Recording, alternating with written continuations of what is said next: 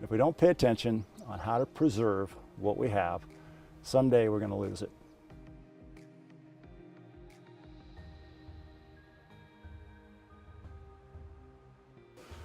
The whole notion of wildland fire over the last, probably particularly the last 20 years, Byron and I were talking yesterday, when we started, a 5,000 acre fire was a big deal, a huge deal. I remember the first one I saw in the late 60s on the Angeles National Forest, and it was the biggest thing I'd ever seen in my life. And now then, sometimes 5,000 acre fires don't even get attention because there are 200,000 acre fires someplace else.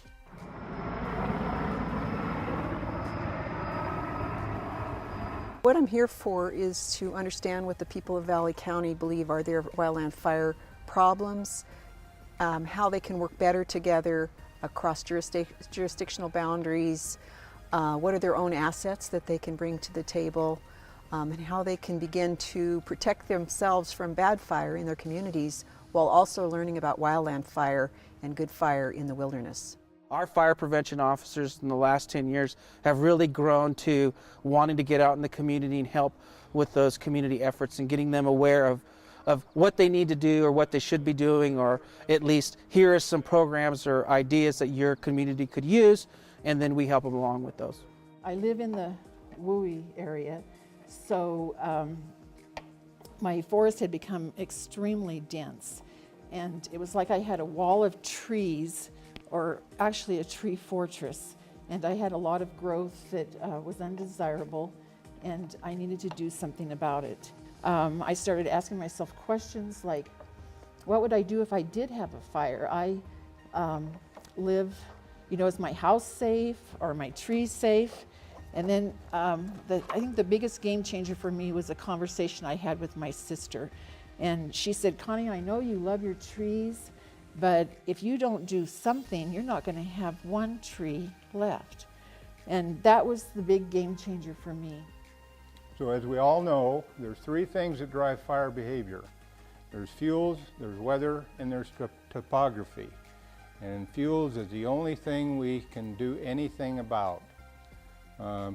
So that's what we're going to concentrate on with this talk. And that's what we've been concentrating on all morning, really.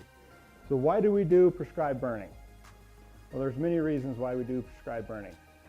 One is it improves the resiliency of the forest, it improves wildlife habitat, it removes, or reduces, I should say, the accumulation of dead and down. It also helps us prune up the trees and the brush. So we do sit on East Side Drive. We're in a very highly resort area. This kind of gives you an idea of our property. So going in and doing a little selective thinning or something like that is a monumental project. It's almost impossible to do. Steffi was kind enough when we first met to bring me an aerial photo. And I said, look how our property looks so beautiful and green. And she says, yes, and that's bad. That we really were. We're a tinderbox, and I did shoot some video. I apologize, I'm not the greatest video photographer with a phone. But the first one will show, as you kind of watch, you'll see the undergrowth. This is some of it. It was as they were doing it. Some of the thinning, you'll notice it keeps getting a little denser if this is the first one. As you keep going, you notice how it starts getting thicker and thicker and thicker. The area you're looking at here, you couldn't walk through it at all. Not only could you not, deer couldn't, it literally was that overgrown. I could have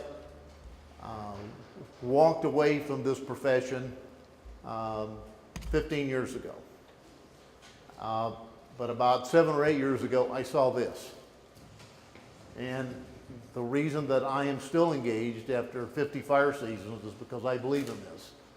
If we're going to solve the nation's fire problem, if we're going to get back to active forest management, if we're going to engage communities to be fire adapted to where it makes it your job easier on response, if we have a whole lot more of the public understanding what landscape resiliency means, you know, that's how we're going to do it.